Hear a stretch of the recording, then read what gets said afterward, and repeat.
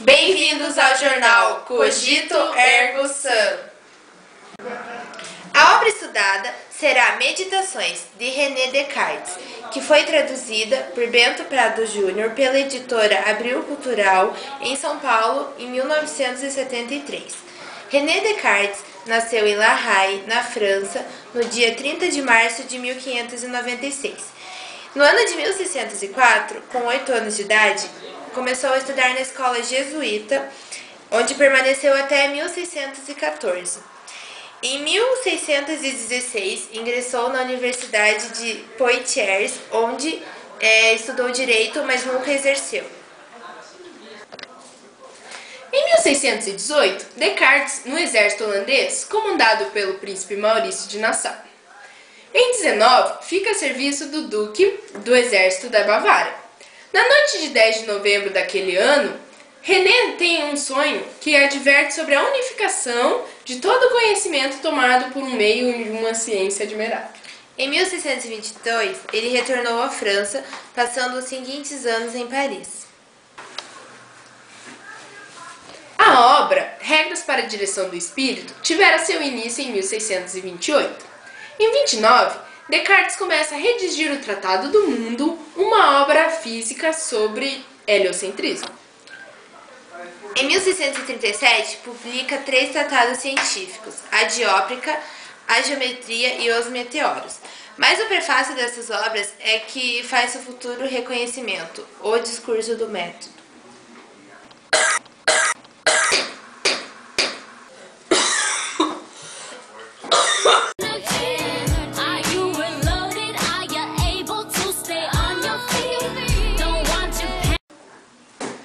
Em 1649, Descartes foi convidado pela rainha Cristina a ir para o Estocolmo, Suécia, para dar-lhe instruções sobre filosofia. Foi neste ano que publicara o seu Tratado das Paixões. Diante da demanda que a rainha lhe impunha, René Descartes iniciava seus estudos às 5 horas da manhã no frio da Suécia, e uma forte pneumonia lhe atacou.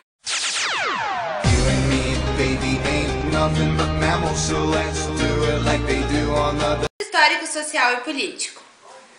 René Descartes viveu num período chamado Idade Média, que foi marcado pelo absolutismo e pelo mercantilismo. Com o declínio do sistema feudal, marcado pela falta de um líder centralizado nas terras, estavam divididas entre senhores feudais, que começaram a surgir os estados nacionais, em que a figura do rei volta a ter papel principal na sociedade. Dessa maneira, os territórios passaram a ser delimitados por fronteiras nacionais, sendo o rei o único líder dessas terras. Os primeiros estados nacionais a ser formados foram Portugal, Espanha, Inglaterra e França. Descartes pertenceu a uma época de transição e dela tomou emprestadas todas as contradições. Ele esteve na Guerra dos 30 Anos, de 1618 a 1648, que envolveu a Alemanha numa luta religiosa e política. Toda a Europa estava em ebulição. Enquanto cidades eram destruídas, populações inteiras se empobreceram e o Estado moderno consolidava os seus fundamentos. Modificava todas as escalas dos valores consagrados pelo homem renascentista, surgia assim o racionalismo. Trouxe consigo grandes avanços que, juntamente com a Revolução Industrial, abriram espaço para profundas mudanças políticas determinadas pela Revolução Francesa. O precursor desse movimento foi o matemático francês que estamos apresentando, René Descartes. Considerado o pai do racionalismo, em sua obra Discurso do Método, ele recomenda para que chegue à verdade que se duvide de tudo, mesmo das coisas aparentemente verdadeiras. A partir dessa dúvida racional, pode-se alcançar a compreensão do mundo e a mesma de Deus. Profundas mudanças nos contextos históricos, social, científico da época. A ideia da modernidade estava diretamente relacionada ao sentimento de mudança, através da valorização do indivíduo e à oposição da autoridade de fé. Desenvolvimento científico do século XV e XVI, como os novos modelos astronômicos trazidos por Nicolau Copérnico e Galileu Galilei, que contestavam a visão religiosa medieval de que a Terra era o centro do sistema solar. Essas ideias irão motivar uma nova forma de encarar o mundo. Portanto, no contexto histórico em que René Descartes viveu, foram observadas profundas mudanças no contexto político, social e científico da época. A ideia de modernidade estava diretamente relacionada ao sentimento de mudança, através da valorização do indivíduo e a oposição à autoridade da fé.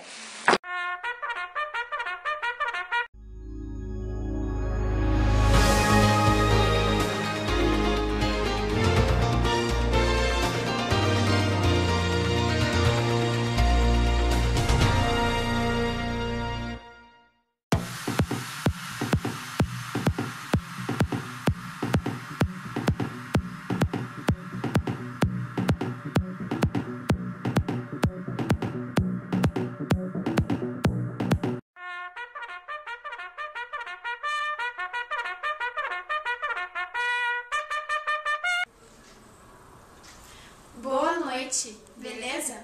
Iremos mostrar que aqui a filosofia prevalece. O importante método cartésio será demonstrado nesse quadro. Bora lá?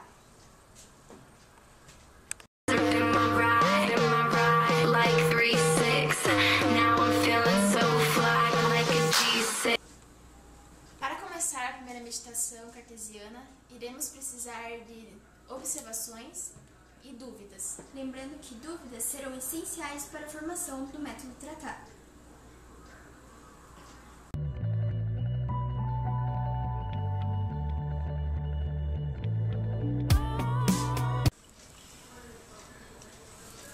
Sentidos: carne, sangue, olhos, mãos.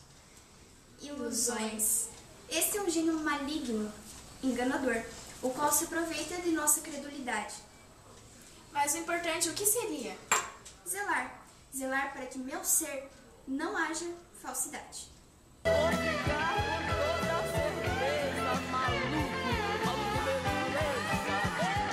In Germania, all'inizio della stagione invernale, l'acquartieramento forzato dell'esercito mi costrinse a fermarmi in un alloggio, nel quale, non avendo né cure né passioni che turbassero il mio spirito, me ne restavo tutto il giorno in solitudine in una stanza, ben riscaldata, dove potevo intrattenermi in tutta tranquillità coi miei pensieri.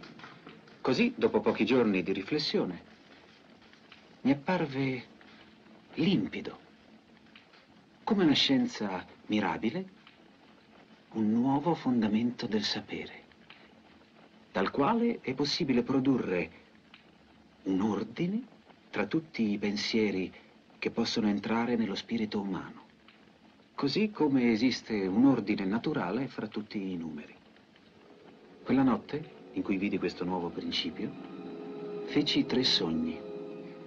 I primi 2, devo confessare che mi spaventarono mortalmente. Il terzo, invece, assai dolce e assai piacevole. Fu quello nel quale mi sembrò veder nascere una nuova speranza per l'avvenire. Raccontatemi i vostri sogni. Dunque, mi vedevo camminare per una strada, oppresso da un turbine spaventoso di vento. Avevo l'impressione di cadere ad ogni passo. Vidi allora un collegio e fu là che mi rifugiai.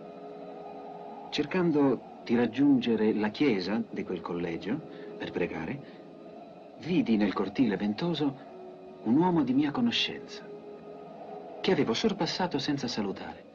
Volli allora tornare sui miei passi per scusarmi della mia mancanza, ma non mi fu possibile, perché fui respinto con inaudita violenza dal vento. Mentre quella persona ed altre che l'attorniavano erano diritti e stabili sui loro piedi, io ero invece sempre curvo e vacillante, come se quel turbine di vento soffiasse soltanto per me. Quando mi svegliai, fui preso da un grandissimo dolore. Pregai Dio che mi difendesse dal maligno e dopo aver passato 2 ore in profonda meditazione sui beni e sui mali di questo mondo, mi riaddormentai. E subito ebbi un nuovo sogno. Udii un gran tuono. E la paura mi svegliò di nuovo. E, aperti gli occhi, vidi la camera tutta invasa di scintille infuocate. Cosa che m'era già successa altre volte. Meraviglioso. Il fuoco e la luce sono dei segni importanti. In breve tempo, aprendo e chiudendo gli occhi alternativamente, tutto si dissipò. E allora ripresi il sonno con una grande calma. Un momento dopo, ebbi il terzo sogno. Dite. Mi trovai tra le mani una raccolta di poesie, il Corpus Poetarum. Lo aprì e vi lessi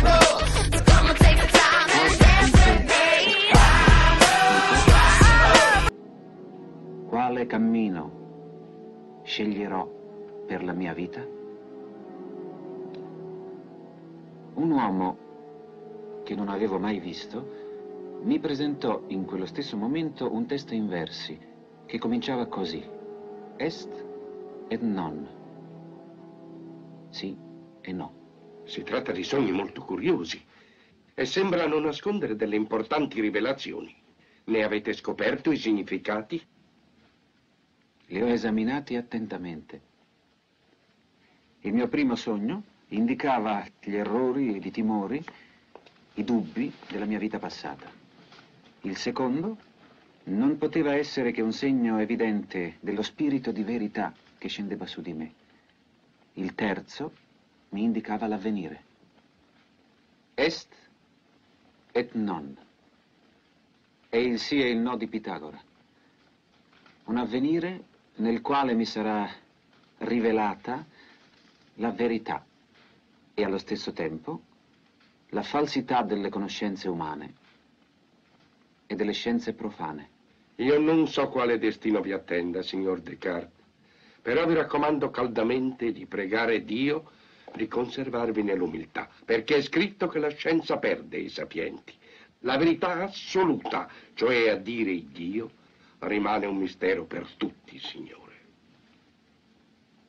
I vostri consigli sono sempre pieni di saggezza.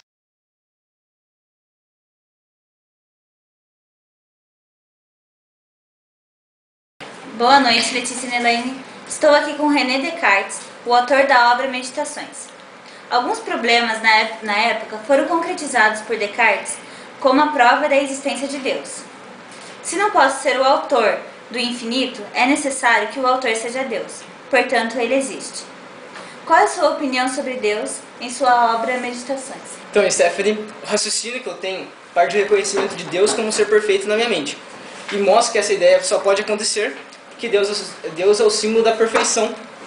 E, ao contrário de nós que não somos perfeitos. Isso é uma ideia que, além de ser nada por mim, é colocada em mim por Deus, possuindo clareza e distinção, como uma marca de um artista em sua obra. Essa foi a entrevista com René Descartes. Voltamos agora com Letícia Nelaine. Boa noite.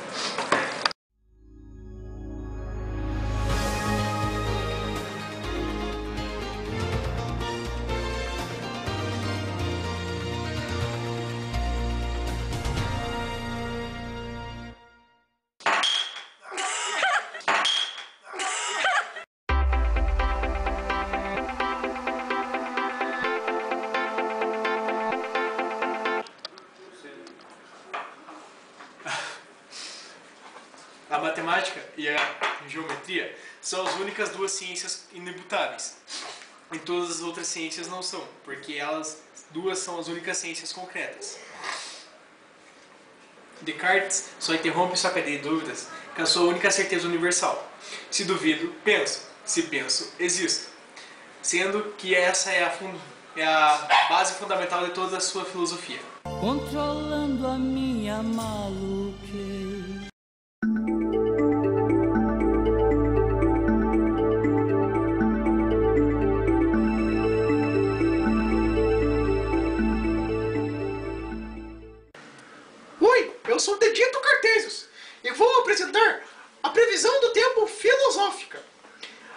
mais clara do mapa representa o método, a grande contribuição de Descartes para a humanidade.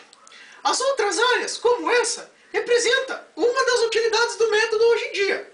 Esta representa as teses, esta as monografias, estas as experiências e esta a pesquisa. Essas são umas de todas as outras coisas que podem ser usadas no método. Então, assim percebemos a grande contribuição do Descartes para a nossa humanidade. Assim, tchau!